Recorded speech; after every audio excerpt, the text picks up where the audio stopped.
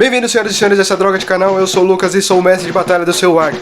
Cada Warg é composto de 15 Garou, que equivale a 3 batilhas a estarem sobre o meu comando para sobreviver a essa floresta maldita. Eu espero que o seu espanhol esteja em dia, porque... Como assim não falam espanhol no Brasil?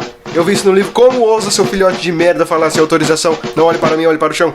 Agora preste bem atenção no que eu vou dizer para você sobreviver a Rage Across the Amazon.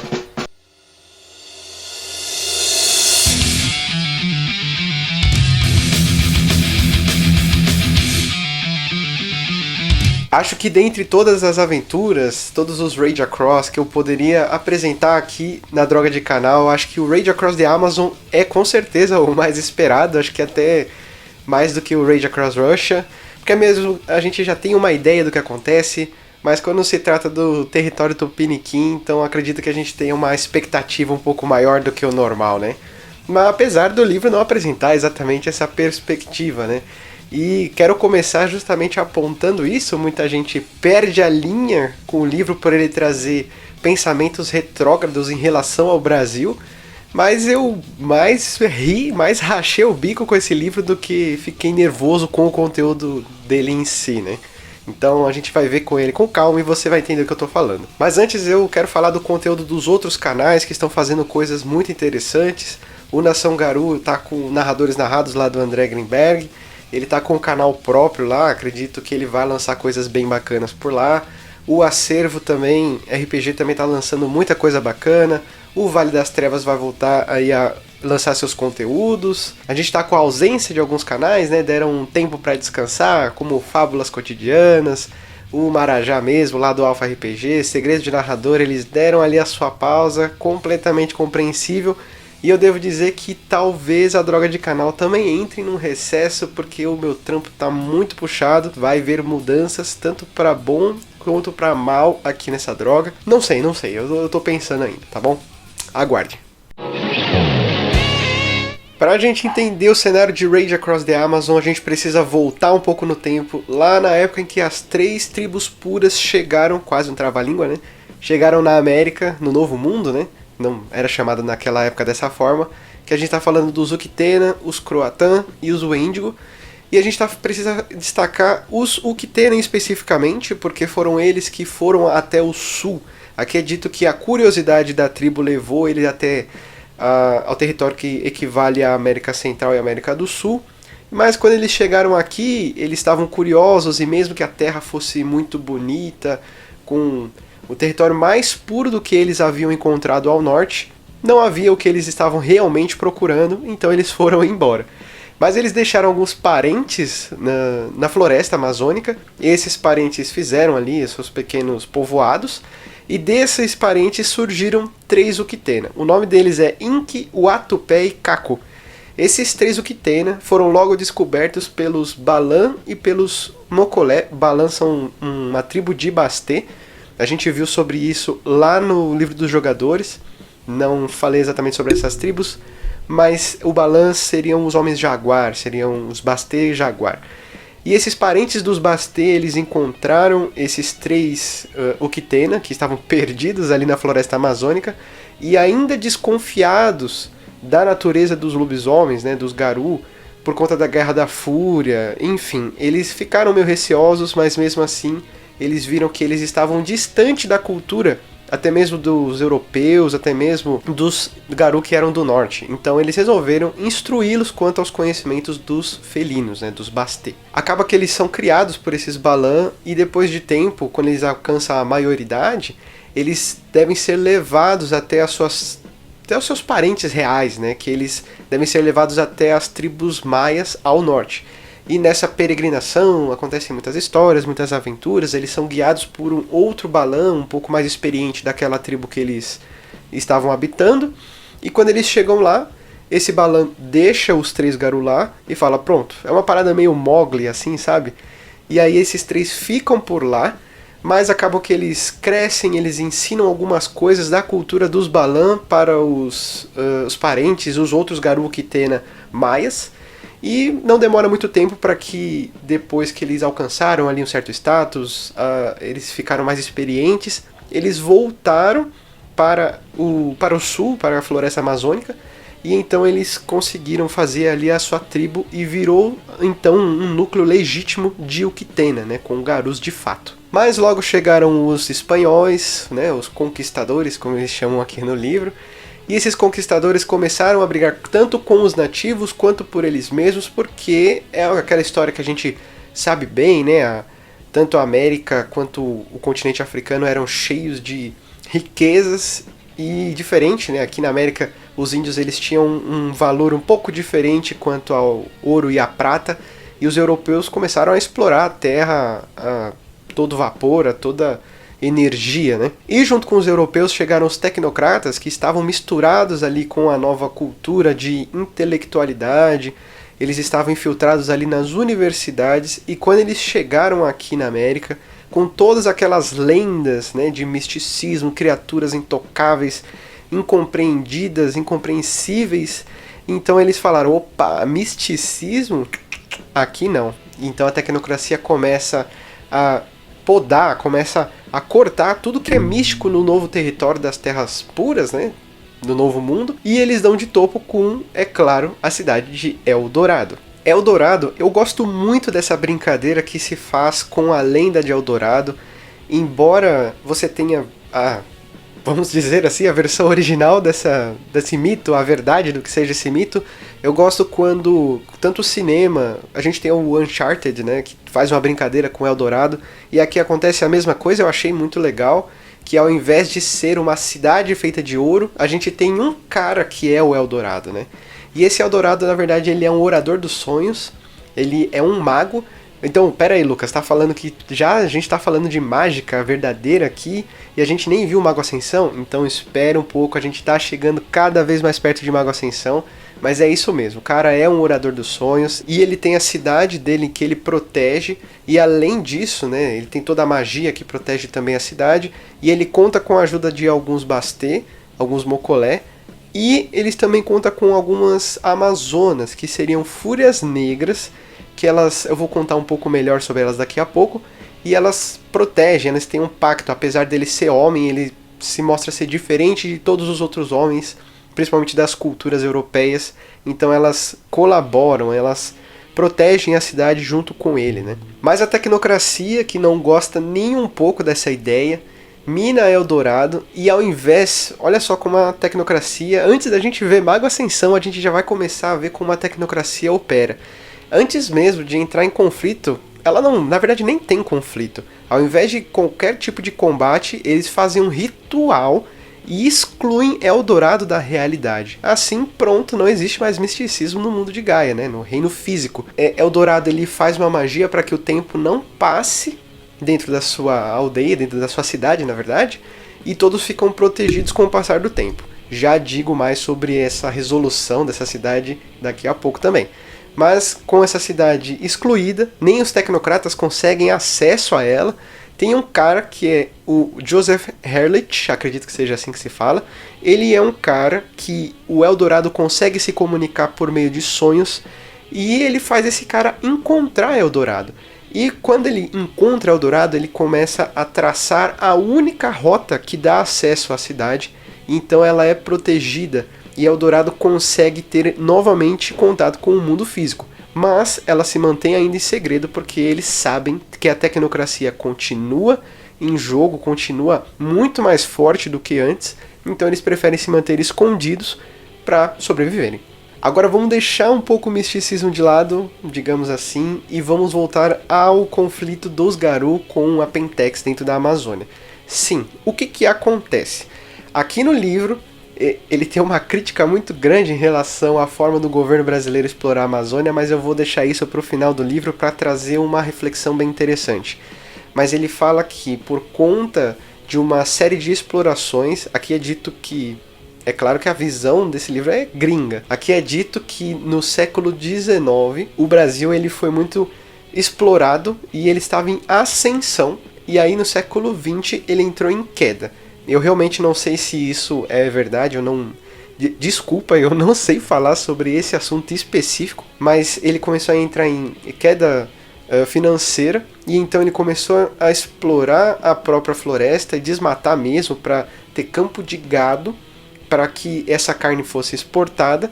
E aqui na Pentex até fala que existem algumas subsidiárias que trabalham arduamente para que esses campos de gado eles continuem sendo varridos, a natureza sendo varrida para que o pasto pudesse andar ali e cultivar cada vez mais bois para vender a carne. Mas o que interessa dessa história é que em 86, aproveitando dessa abertura do Brasil para novas empresas explorarem o que a Amazônia tem a oferecer, em 86 chega a Pentex. Mas é claro que ela não chega como Pentex, ela chega como a DFG, que é uma sigla de uma empresa que faz o desmatamento da Amazônia. Essa ação desenfreada começa a chamar a atenção e alguns garu começam a entrar na Amazônia. E é justamente uma matilha, que eu vou traduzir ela como a geada preta, que é a Black Frost.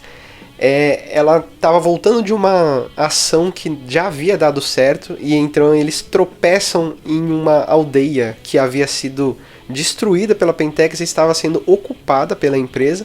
E ao invés de voltarem para casa, eles decidiram atacar essa cidade. Só que ela estava completamente bem equipada de agentes da Pentex e eles foram completamente destruídos. Só que os parentes desses caras, dessa matilha, eles perceberam a falta e descobriram essa cidade. E ao invés de atacar essa cidade diretamente, eles fizeram o quê? Se comunicaram com outros garu. E esses garu fizeram o quê?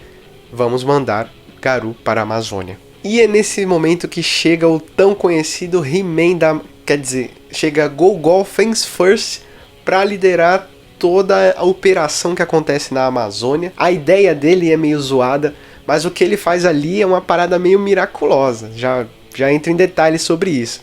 Mas ele chega ali para liderar, alguns garu de outras tribos não concordam com a liderança dele, por ele ser um cria de Fenris e ele ser completamente autoritário e coisa e tal.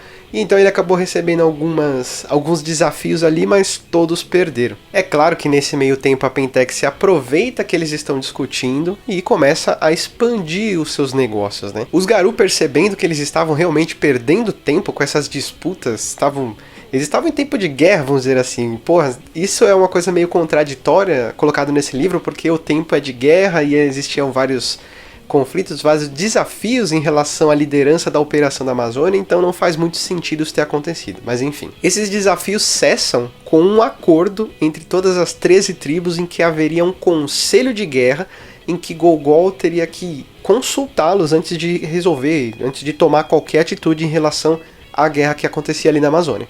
O que eu havia dito sobre o miraculoso em relação ao Gogol é que, o cara chegou, ele conseguiu reativar 2 ou 3 cairns, o cara é de posto 6, se você vê a ficha dele, porque aqui tem, o cara não é tudo isso, enfim, mano, o cara é muito pica das galáxias, tá ligado? Só que não faz muito sentido, por que não pegam esse cara e mandam ele pra qualquer outro lugar do mundo? Pô, se na Amazônia o bicho pega, tem muito garu aqui, parece que são 160 garus que existem na Amazônia, tipo, um absurdo de número de garu que tem aqui. Nossa, enfim. E ele faz essa operação, ele consegue reativar cairns, e os cairns de nível 4, nível 3, cara, isso não dá em árvore, entendeu? Esses cairns são poderosos, e ele conseguiu reativar, mano, esse cara é foda mesmo, ele pode ir em qualquer lugar do mundo. O que ele tá fazendo na Amazônia, não é verdade? Então, e outra coisa, não se ouve outras coisas que ele fez em outros lugares.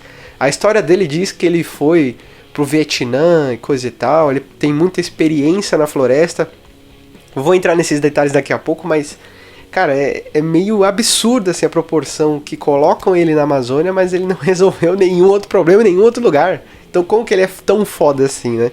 E aí tem uma atacada muito interessante, depois de diversos conflitos com a Pentex, diferente dos garu que estavam ali ligados aos fetiches, a exacerbação, eu já vou falar, isso é um ponto muito interessante aqui nesse plot, que eles estavam explorando demais os espíritos nas confecções de fetiche, enquanto a Pentex estava completamente patrocinando equipamentos bioquímicos, enfim, eu não manjo de química, eu posso estar falando uma besteira absurda aqui, mas era radioatividade aqui e lá, e, enfim, e os garotos estavam levando literalmente um cacete. Até que uma matilha, chamada de Garra Veloz, vamos chamar assim, que é a Swift Claw, ela tem uma ideia de fazer o seguinte. Tem uma empresa que chega lá na Amazônia, que é a Green River Awareness, e meio que passa despercebida aos olhos dos Garou, menos dessas garras velozes.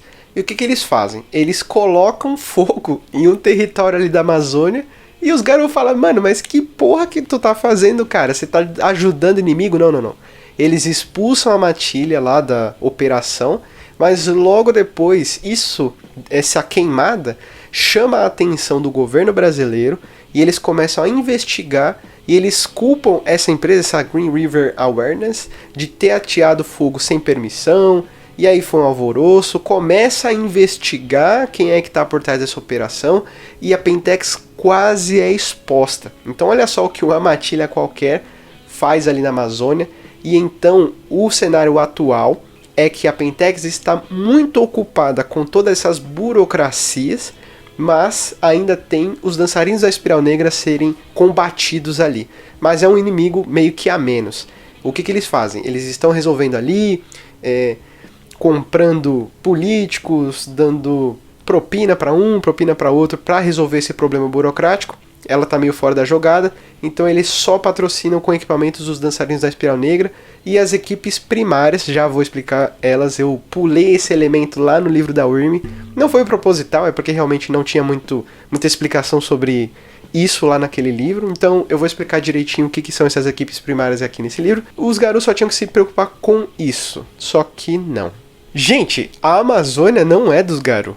A Amazônia é dos Balan e dos Mocolé. Repete comigo. A Amazônia é dos Balan e dos Mocolé. Na verdade é de Gaia, né? Mas você entendeu o que eu quis dizer. Não é um território dos Garou. Eles chegaram ali de abelhudo. Entende? Quem é realmente o nativo dali são aqueles povos uquitenos que chegaram ali, que foram recebidos ainda pelos Balan.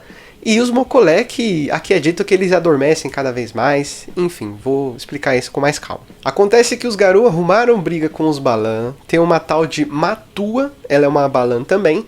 E ela tinha um território. Eu não expliquei isso lá no livro dos jogadores, mas todos os Basté, eles têm um território. Eles não têm acesso ao mundo espiritual como os Garou têm. Então eles têm um território especificado lá para eles. Que eles são dados na maturidade, se eu não me engano. Esse território é vinculado individualmente a cada Balan, a cada Basté, aliás, e eles devem proteger esse local. Os Garou viram que eles estavam cagando e andando ao que acontecia ao redor da Amazônia e falou, cara, não, a gente vai tomar esse território aqui pra gente, porque é a gente que tá lutando. E essa Matua não gosta da ideia, eles entram em conflito. A Pentex e os dançarinos da Espiral Negra se aproveitam dessa situação e atacam eles no meio desse caminho. E acontece que os Garou conseguem pegar esse território da Matua e eles fundam ali o Cairn, um dos Cairns que foram reativados, e transformam ali que é o Cairn do Coração Oco, eu vou traduzir dessa forma, que é o Hollow Heart. E com isso os ataques dos Espirais Negras começam a aumentar cada vez mais, eles chegam cada vez mais, eles começam a tomar os territórios dos Balan e eles começam a fazer os seus poços ali. E então todos eles, tanto a Matua quanto todos os outros Balan, eles correm para um cara que é o Garra Preta, que seria o Black Claw. E esse cara, ele é um Balan um pouco mais veterano, um ancião, e ele é bom de briga, ele quer defender a Amazônia, tanto dos Garou quanto da Pentex. Então é por isso que eu digo que a briga dos Garou não está garantida, porque eles são peixe fora do aquário. Entendeu? Eles não estão em casa, cara. Bota isso na cabeça. Ali é território Balan e Mocolé. Então vamos falar um pouquinho dos Mocolé. É dito que eles têm, ao decorrer do tempo, adormecido cada vez mais. Os Mocolé, eles têm desaparecido. Então o que leva a entender que eles não são tão fáceis de se encontrar, né? Pelo menos com as informações do texto. Mas a briga aqui com os Mocolé é que eles estão meio que em extinção, porque a Pentex tem uma operação de mineração nas montanhas dos Andes, que fica ali perto da Amazônia, e nessa operação eles retiram prata para fazerem armas para lutarem contra os Garou. Só que acabam intoxicando o solo, esses dejetos acabam poluindo os ninhos, enfim, mais pra frente a gente vai ver que é o lamaçal, né? E os territórios dos Mocolé ficam prejudicados e eles começam a despertar pra acabar com os criaturas da Wyrm, né? E é dito que os funcionários da Pentex têm desaparecido, encontram pegadas gigantescas de dinossauros e ninguém sabe o que está acontecendo ali. Mas os Mocoleres são dados como super protetores das suas ninhadas, então eles estão putos de verdade com o que está acontecendo ali. E já que a gente falou de território, então vamos falar um pouquinho mais sobre a geografia que apresenta no livro. Ele explica de forma assim bem geral e de uma forma bem americanizada. É uma coisa bem chata, na verdade, que acontece, mas é um pouco compreensível, porque a gente está falando de um livro de 93, não tinha tanto acesso às informações que a gente tem hoje, e a impressão é que dá é justamente a do Brasil, que fala espanhol. Até mais pra frente eu vou comentar um pouco, mas tem umas aventuras que as personagens têm os nomes tipo Gutierrez, enfim, não são nada brasileiros. Enfim, ele descreve ali a América do Sul, escreve até Manaus, né? Nunca fui para Manaus, não conheço nada de Manaus, mas ele fala principalmente dos meios de transporte, né? Por meio de rios. Enfim, ele fala bastante sobre a floresta amazônica, ele fala sobre a fauna, sobre a flora. Não fala muito, é tudo muito por cima, mas mesmo assim ele fala. E aí ele entra no cenário mais sobrenatural, né, falando como que é a Umbra, e eu acho interessante falar que ele traz uma descrição um tanto quanto rica. Ele fala das propriedades desconhecidas que ainda estão em estudo. Acredito que a floresta ela realmente tem esses elementos de coisas que ainda estão em descoberta, né? Eu acho isso muito interessante da nossa floresta. E ele explica os territórios, fala principalmente dos cairns, que os Garou têm poder. Uma coisa bem interessante que é dito que independente dos territórios que eles conquistaram, os cairns, os acampamentos, vou explicar como que são essas divisões daqui a pouco, é dito que os Garou não têm influência nenhuma, eles não têm nenhum contato, nenhum aliado, eles não podem contar com ninguém a não ser eles mesmos, porque quem manda ali, como eu disse, são os Balan e os parentes Balan, quem manda ali é a Pentex, é o dinheiro quem manda ali. Ele traz uma visão corrupta, né, do governo brasileiro de uma forma bem generalizada. E dentre esses territórios ele também fala sobre os domínios da Pentex, né? E ele fala também de uma colmeia que é a Colmeia da Mão do Inferno, onde os dançarinos da Espiral Negra eles habitam ali, só que é um lugar de enchente e eles fazem túneis ali, cara. E olha só que bizarro, porque as enchentes acontecem, eles morrem afogados, mas eles não param de cavar, eles não param de chegar cada vez mais ali. Tá tudo bem, sabe? É terça-feira. E aí ele finaliza descrevendo o território dos Bastê, dos Mocolé, né? Como eu disse, dos ninhos dos Mocolé. E aí ele toca num assunto que eu acho muito interessante, que é os nativos ali, por eles estarem perdendo território, eles devem se submeter, porque eles não têm mais recursos de onde tirar comida. Então eles acabam se entregando ao sistema em que, não vou dizer civilizado, né? Mas eles acabam entrando no sistema ali da Amazônia que a gente está acostumado, que seria o capitalismo, né? E eles têm que arrumar emprego, eles têm que deixar a área onde eles moram porque é muito longe, não tem acesso. Eles são comprados por essas ideias, né? Eu acho isso muito interessante. E é nesse momento que a Wyrm prospera, é nesse momento que a Pentex realmente ganha força. Eles aproveitam dessa evasão de território para pegar mais territórios em favor nessa guerra contra os Garou. Uma coisa que eu senti um pouco de falta, por mais que ele traga uma ou outra coisa, um outro elemento natural, no livro dos jogadores a gente tem algumas plantas que são nativas da América do Norte, e ele conta o que poderia acontecer se você usasse o ritual de despertar espíritos. Então, cara, a Amazônia é um lugar vastíssimo, e eu acho que eles poderiam ter trazer algumas plantas, né? Já que eles fizeram essa pesquisa, né? Eles poderiam fazer uma descrição de algumas plantas, o que acontece quando você desperta alguma dessas plantas que você encontra na Amazônia, né? Seria muito legal e não tem. Bom, então vamos falar um pouco sobre os Garou que tem na Amazônia. Eles são em grande número, né? E se isso não bastasse, eles lutam também entre si por territórios, por liderança. E como eu disse, há essa controvérsia, né? Existe um tempo de guerra, eles acreditam que não existe paz, né? Eles estão sempre sendo atacados, eles sempre estão atacando, principalmente porque todas essas estratégias são feitas pelo Gogol. Mas eu quero levantar a bola aqui, tipo assim, ele é um Garou de posto 6, ele conseguiu resolver um monte de problema, mas ele vai pro campo na linha de frente? Ele vai pro campo de batalha?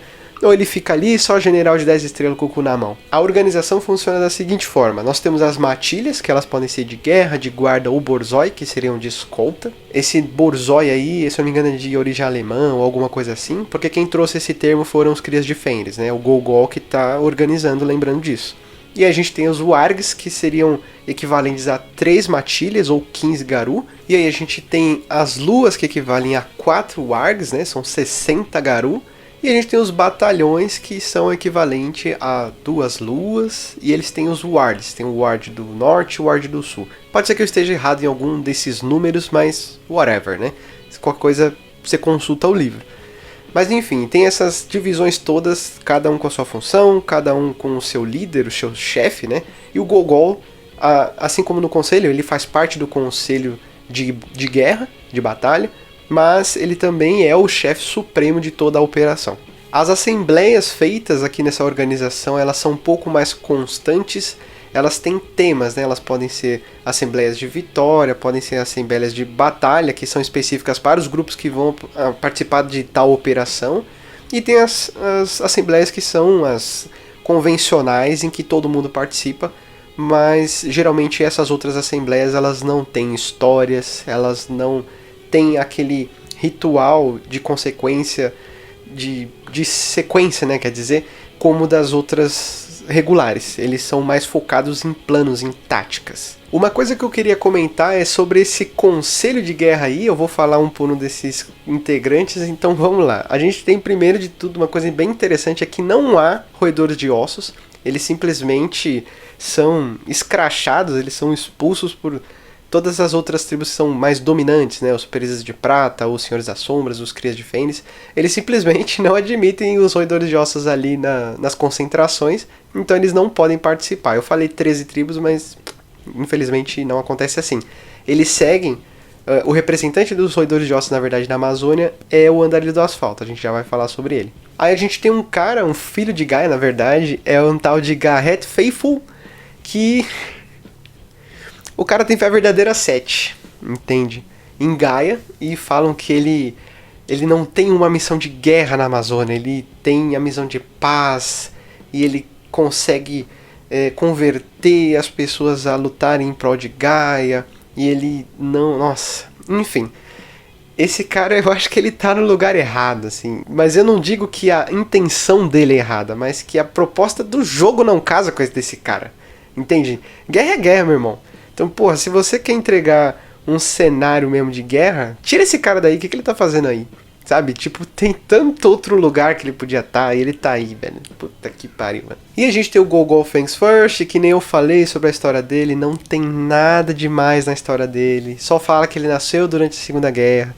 Ele foi pra Guerra do Vietnã por diversão, porque ele queria um desafio de verdade. Foi lá que ele conseguiu a experiência dele em campo de batalha, e aí ele trouxe toda aquela experiência de sobrevivência e táticas de guerrilha que ele aprendeu lá para ser aplicada na Amazônia. E aí a gente tem o Código Vermelho, que é um Andarilho do Asfalto. Ele é brasileiro, e ele, por mais que seja de um posto não tão alto, ele é considerado porque ele consegue nutrir todos os garotos que estão ali com armamentos, equipamentos, e ele sabota aí muito bem os planos da Pentex. E uma coisa interessante, assim, eu racho o bico, cara, com a tentativa deles, assim, de abrasileirar os termos que aparecem no livro, né? Porque é dito aqui que ele é cabuoco, mas eu acho que foi uma tentativa de falar que ele é caboclo, não sei, pode ser uma ignorância minha, não sei, mas cara, é mais engraçado do que trágico, entende? E aí a gente tem o Horus, que é um peregrino silencioso, que ele veio da África. Olha o background desse maluco. Ele veio da África, ele sabotou uma filial inteira da Pentex lá, e aí ele trouxe seu conhecimento do combate para a Amazônia, e ele treina grupos de escolta, grupos de abate, né, de batedores. Eu acho isso muito legal, porque existem poucos Garou descritos aqui no livro que realmente contribuem para a batalha ali da Amazônia, né? Principalmente a próxima, que é a Maria Orrelano, que é uma presa de prata. Ela veio do México, ela teve todo o seu grupo estraçalhada no México, mas ela ainda se orgulha, né? Porque antes disso acontecer, ela matou muitos espirais negras lá, E eu já disse lá no livro do Sabá que no México o bicho pega mesmo, é território oficial do Sabá. E os espirais negras também, lá no livro da Wyrm fala que eles deitam e rolam no local. E pra ela sobreviver desse lugar, a mina é casca grossa mesmo. Então é mais uma pessoa que é competente pra operação que tá acontecendo ali. Não vou falar sobre todos os integrantes desse conselho, tá? Alguns são bem irrelevantes. E aí a gente tem esse Uktena. Vou falar sobre ele aqui, você tire suas próprias conclusões sobre ele. Eu sou bem ignorante nesse assunto, mas algumas palavras me chamaram muita atenção sobre esse Uktena. Vamos lá. O nome dele é Cavalo, ele é um Uktena, né? E aí ele é um sacerdote de Macumba. Ele tem aliança ali com os Mocolé, com os Basté, Balan, né, da região, porque ele é um grande teurge, ele conversa com os espíritos que tem ali da Amazônia. Ele é um dos poucos que mantém a tradição dos nativos na região. E aí, tipo, ele fica meio dividido, né? Não tem meio que uma identificação genuína. Às vezes ele acerta, às vezes ele erra, às vezes ele fica no meio termo. Porque eu não vi nenhum tipo de desrespeito aqui, né?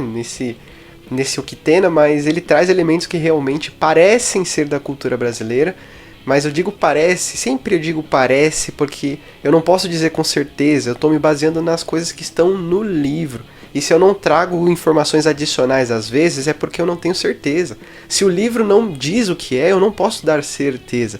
Então o que dá a entender aqui é que realmente é uma coisa que ele tentou colocar a cultura brasileira ali mesmo, mas no meio de tantas coisas que são não brasileiras, né? E em seguida ele oferece alguns integrantes dos batalhões, né? Vou colocar assim os wards, que são os batalhões norte e sul, que são esses dois destacamentos que, segundo o Gogol, é uma tática que existe de agilidade na hora de defender os Cairn, na hora de atacar, né? Existem muitos acampamentos secretos perto da base da Pentex, e o Gogol usa de tudo isso como uma forma de estratégia, né?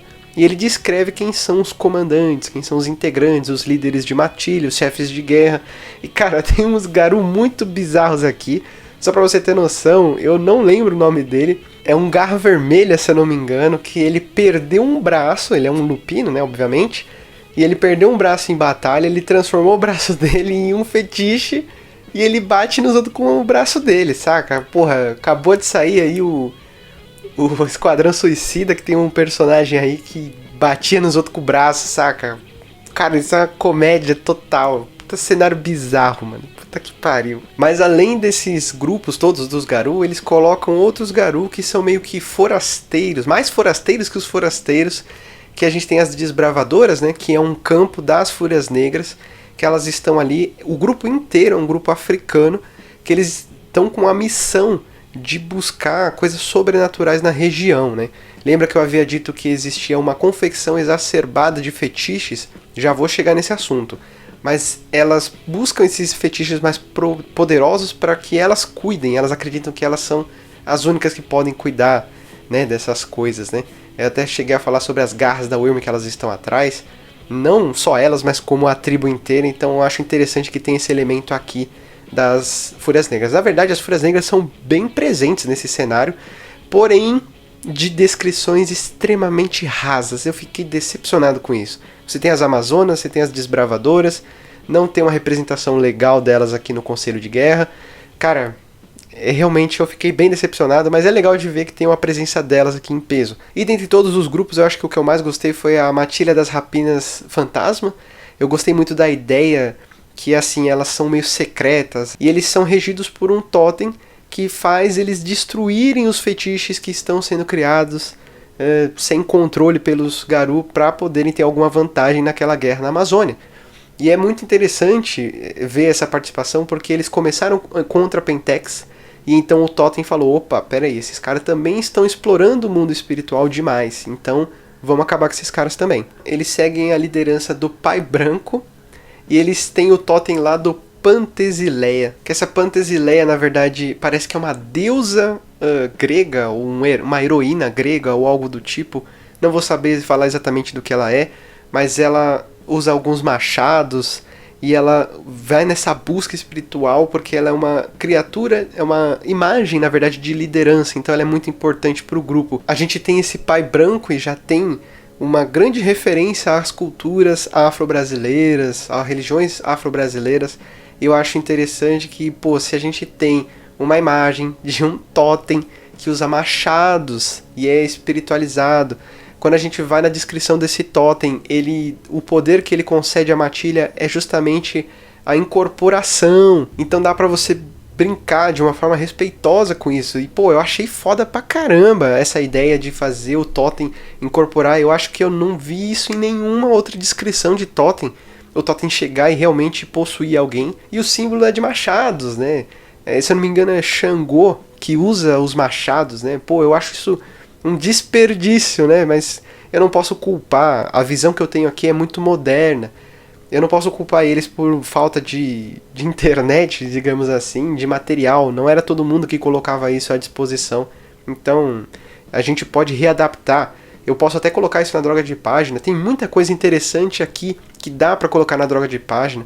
E aí você pode remodular o cenário também como você bem entender. E uma última observação a fazer sobre o grupo de Garou na Amazônia é justamente sobre os Uquitena que estavam ali. Se havia ali uma tribo de Uquitenas que chegou, que fez ali do seu território, o que aconteceu com eles? Pois é, com todo esse desmatamento, com a chegada da Pentex, destruição dos territórios, é dito que existem apenas 6 Uquitena de todo o território da Amazônia. Apenas 6 Garou Uquitena sobrevivem ali. E não diz muita coisa sobre eles, eles são bem sem gracinha. E é isso, cara, eles estão perdendo a guerra, entende? Então eu acho que essa intromissão de tantas tribos europeias, enfim, tantos estrangeiros ali, ele vai como uma forma de crítica também a dizer que a gente não está lidando bem com o problema, entende? E olha só, os Balan, eles são nativos, e aqui é dito que eles estão cagando e andando para as pessoas da Pentex, a não ser que o problema bata na bunda deles. E aí eles começam a agir. Então olha só como eles fazem essas metáforas, né? Então estavam querendo dizer alguma coisa. Tem muita gente que perde a linha mesmo, das pessoas falarem mal do Brasil, da Amazônia, mas, pô, eu acho que comentar sobre isso de uma forma válida, pô, qual o problema? Entende? Ele não tá falando isso por falar, porque ele acha que tá acontecendo isso. A gente sabe que tá acontecendo isso. A gente vive notícia atrás de notícia que tá pegando fogo. A floresta amazônica, ela já tá extremamente devastada e, mano, a gente tá dormindo. Entende? A gente tá um monte de balã aqui, cuidando do nosso próprio rabo, a gente não faz porra nenhuma. E o índio perdendo território, a gente tem uma foto que ficou conhecidíssima lá, que é uma onça correndo do fogo da mata, cara. Porra, só não vê quem não quer. Aliás, no final do livro tem até um apelo lá, tem uma organização que tá cuidando dos lobos na Alasca. Eu não conhecia essa faceta da White Wolf. Como eu havia dito, os Mocolé, eles se preocupam muito com suas proles, né? Eles se preocupam muito com os seus territórios em que ficam as suas ninhadas. Então, com toda essa degradação do ambiente, a intoxicação dos ecossistemas ali dos Mocolé, que seriam os crocodilos, jacarés, acredito que não tem crocodilo na Amazônia, acho que é só jacaré, não sei. Não sei também qual que é a diferença, mas enfim. E a gente tem uma personagem interessante que é a Ni, NYI, né, o nome dela. Ela foi apresentada no livro dos jogadores e é uma NPC Mocolé, ela é uma anciã bem velha, na verdade, e ela tá querendo resolver o problema ali com a Pentex. Ela tá cogitando uma aliança com os Garou, mas os Mocolé não vê os Garou de uma forma muito boa por conta da Guerra da Fúria, mas ela incentiva a proteger tanto dos Garou, enfim, de qualquer estrangeiro, mas ela tá procurando uma aliança porque ela tá vendo que não vai acabar bem essa história. E é de 93, a gente tá em 2021, a gente tá vendo que essa história não acaba bem. E quando ele fala sobre os Balan, é exatamente o que eu havia dito, que eles tiveram seus territórios ameaçados, mas eles só tomam alguma atitude quando realmente bate no território deles, e eles estão sozinhos em cada território, é uma coisa cultural, vamos dizer assim, então não tem muito o que se fazer, e eles acabam apanhando, mas alguns Balan que tiveram seus territórios retirados, né, de si, eles estão buscando aliança com esse Garra Preta, que é o Black Claw, e esse cara ele tá querendo combater mesmo, mas o restante dos Balan eles estão cagando e andando, não é com eles, beleza.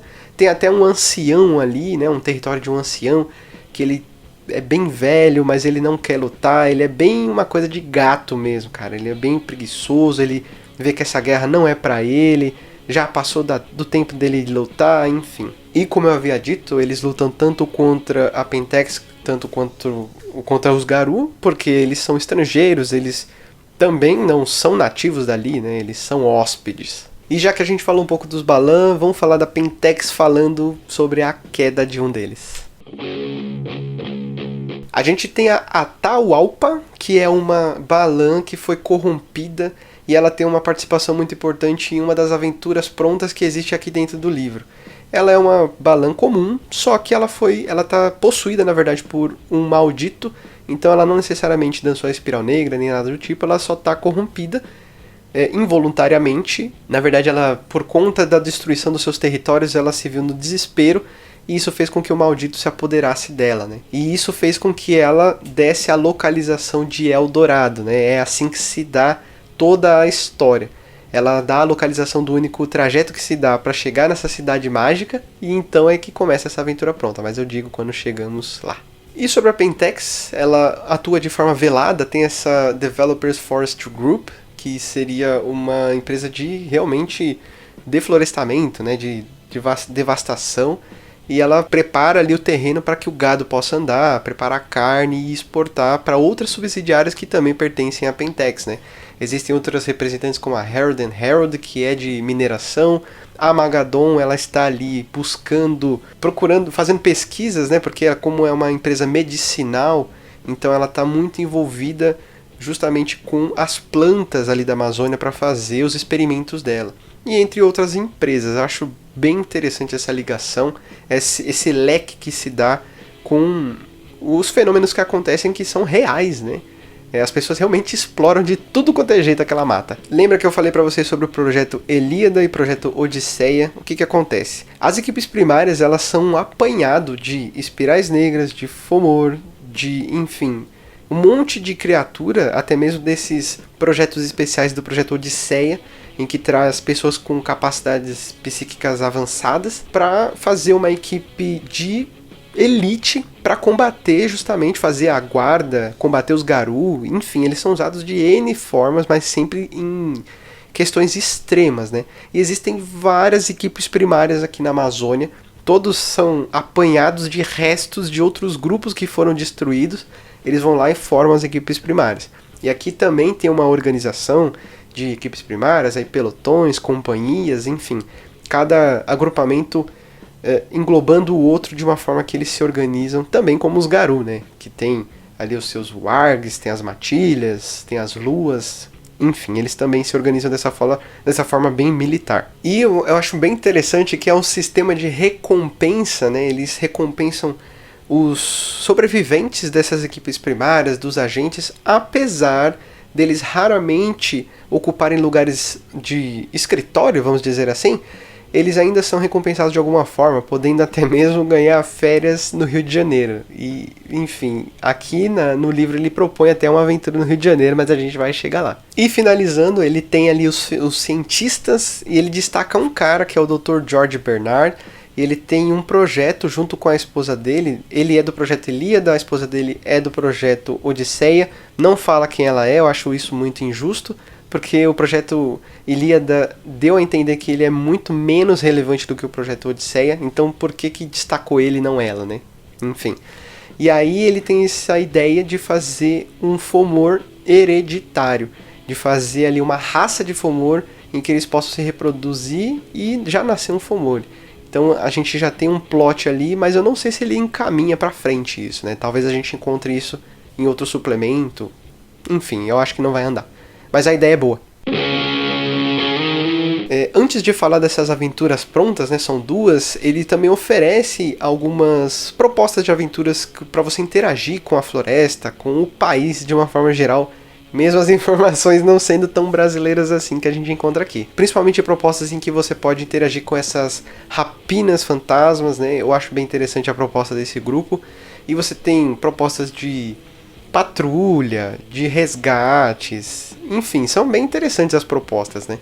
E aí ele chega nas propostas de aventuras prontas. A primeira aventura é Hill by Night. Pois é, eu não sei se a qualidade bate ali com o livro do Philip Dine. Eu espero que não, né? Porque essa aventura aqui ela é bem fraquinha mesmo. Mas até que ela é divertida de certa forma. É um cenário assim bem limitado, bem estereotipado do Rio de Janeiro. Mas a proposta é basicamente essa. Os personagens são enviados até o Rio de Janeiro para fazer a proteção, na verdade, de um grupo, mas na verdade eles descobrem que eles estão sendo enrolados para que o líder do Cairn daquela seita lá no Rio de Janeiro possa fazer acordo com um vampiro da cidade. No final das contas, quando eles chegam para tirar satisfação com esse representante, já é tarde demais, ele está morto, e eles descobrem que foi tudo uma armação da Pentex, porque na noite anterior os vampiros foram atacados por lobisomens, espirais negras, e como os vampiros não fazem distinção de espirais negras e garus de Gaia, então eles acharam que os lobisomens estavam realmente tramando uma armadilha para eles e mataram o líder da seita. Então o que eles têm que fazer? Roubar, olha só, eles querem roubar a fita em que houve a reunião desse plano para fazer os dançarinos da Espiral Negra chegarem até os vampiros e acharem quem foram os Garou. Então eles vão roubar essa fita dentro da sede do Rio de Janeiro da Pentex, e aí eles vão mostrar para os vampiros para que essa aliança dê certo. É a primeira vez, na verdade, que eu vejo uma aventura tão fechada, né? Ele não abre para nenhum é um exagero, né? Mas para poucas possibilidades de desvio da aventura. A segunda aventura é a In Dreams and Nightmares, é a aventura justamente sobre a busca de Eldorado. Lembra que eu falei para vocês que aquela Balan, a Atahualpa, ela foi corrompida, foi possuída ali por um Fomor e ela acabou falando a localização de Eldorado. E aí a empresa, um cara chamado Robert Allred, ele é amigo de um tal de Samuel Haight, já ouviu falar dessa peça? Pois é. E aí ele chama ele para ir até a Amazônia resolver essa questão. Os personagens estão numa corrida para chegar até Eldorado para impedir que o Samuel Haight mate o Eldorado. Acontece que o Haight, ele tá com uma espada, que é a espada do Conquistador, e essa espada, ela imita os poderes, ela rouba os poderes, as informações nela mesma. Então ele quer roubar os poderes do Eldorado para que ele possa usar a magia verdadeira. Se prepara para o crossover, porque acabou de começar. E aí os jogadores têm que passar por uma série de coisas, uma série de desafios, enfim. E eles conseguem chegar até Eldorado, mas é claro que é tarde demais. E é claro que eles não conseguem fazer nada contra Samuel Haight. Na verdade, é encorajado que eles não consigam interagir na cena final. Que eles chegam em Eldorado e Samuel Haight está com a espada cravada no peito do Eldorado. Ele consegue ali sugar o conhecimento do que é a magia verdadeira. A espada não aguenta tanto conhecimento e ela se parte, mas o conhecimento fica com Samuel Haight. Então dá a entender que ele consegue usar a mágica verdadeira. A gente vai ver mais informações sobre mágica verdadeira quando chegarmos em Mago Ascensão. E sobre Samuel Haight, eu prefiro deixar a história dele para quando falarmos sobre o Valkenburg's Foundation, porque é a primeira vez que ele aparece. E em seguida ele aparece no Storyteller's Guide to the Sabá, e a gente também vai ver quando voltar para Vampira Máscara. Então tem esses dois outros livros que vieram antes, que explicam a história dele. Então o que eu posso contar aqui, já de antemão, é que em Valkenburg's Foundation é quando ele tem uma decisão de caçar os Garou, ele tem raiva dos Garou, e aí ele tem a decisão de caçá-los, pegar suas peles, porque ele descobriu um ritual em que ele pode fundar a sua própria tribo, e ele já batizou, né, que é os dançarinos da pele. E lembra que eu falei desse Robert Allred, que é o representante da Pentex? Esse cara, ele também quer ser um dançarino da pele, mas o Samuel Haight sabe que essas coisas não vêm de graça. Então ele fala, faz o seguinte, me põe nessa missão aí, que do Eldorado, porque aí eu arranjo umas peles pra você aí e a gente fica tudo na mesma tribo, pode ser? E o cara acredita, bota o Samuel Haight lá, mas não é isso que acontece. E antes disso, a gente tem a trama que está em Storyteller's Handbook to the Sabá, que ele acaba fazendo um pacto com alguma criatura, acaba ficando preso lá, e a criatura da Wyrm, e os vampiros, eles têm contato com essa criatura e parece que ela fica... Eu não conheço essa história, tá? Mas parece que ela perde ali a atenção, ela se distrai e ele consegue fugir. Enfim, tá vendo? Não consigo dizer a história dele.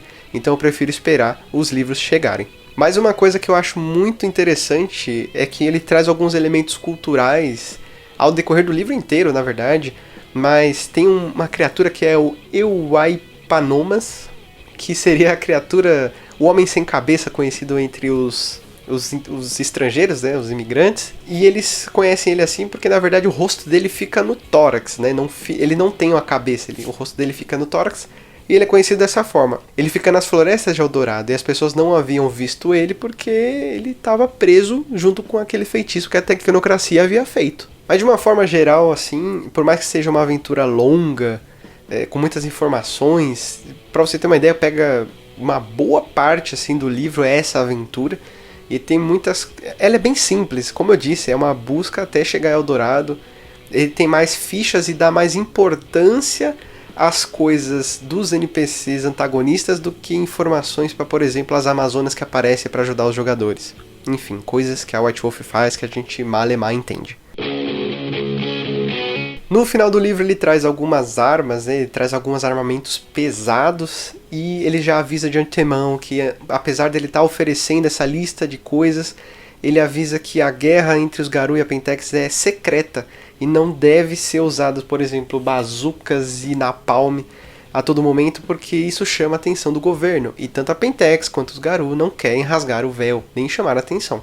E aí ele traz a descrição de alguns fetiches lendários, talvez eu coloque isso na droga de página, ele traz também a descrição de alguns totens que são respectivos ao território da América do Sul, até no máximo o México, e depois ele fala sobre drogas e venenos, ele traz a ayahuasca, eu não sei dizer sobre a ayahuasca, eu já ouvi falar muito disso na minha vida, mas... Enfim, você pode usar do jeito que você quiser, talvez eu coloque isso lá na droga de página, tá bom? O que eu achei interessante que o livro traz é que a gente tem uma proposta de combate em massa. Então ele traz regras de combate em massa. Eu achei isso muito interessante. De uma forma geral, é um livro bem completo, na verdade. É um livro de combate, é um livro de guerra, então ele deveria e trouxe elementos para que essas guerras eles realmente acontecessem, né? É um livro completo. As informações estão equivocadas? Tem algumas coisas ali que na verdade não são muito brasileiras, né? Ela é um ponto de vista muito mais da conquista dos espanhóis do que brasileiro. Nem cita portugueses, para você ter uma noção. E no final do livro ele traz umas tatuagens para você colar assim na sua mão, se você quiser usar como props. Ele traz, sabe, tatuagem de chiclete? Enfim, ele traz um monte desses negócios. Eu achei bizarro assim, eu fiquei surpreso na verdade. Com considerações finais, como eu disse, o livro ele faz várias denúncias e não pense você que eu estou falando isso de boca para fora. O livro ele tem uma introdução falando justamente, fazendo uma dura crítica à forma como o Brasil estava administrando a Amazônia naquela época. Eu, na minha ignorância, fiz uma rápida pesquisa para saber exatamente das informações sobre a Amazônia, e eu até fiquei surpreso que os dados que eles colocam aqui são inferiores ao desmatamento que realmente aconteceu.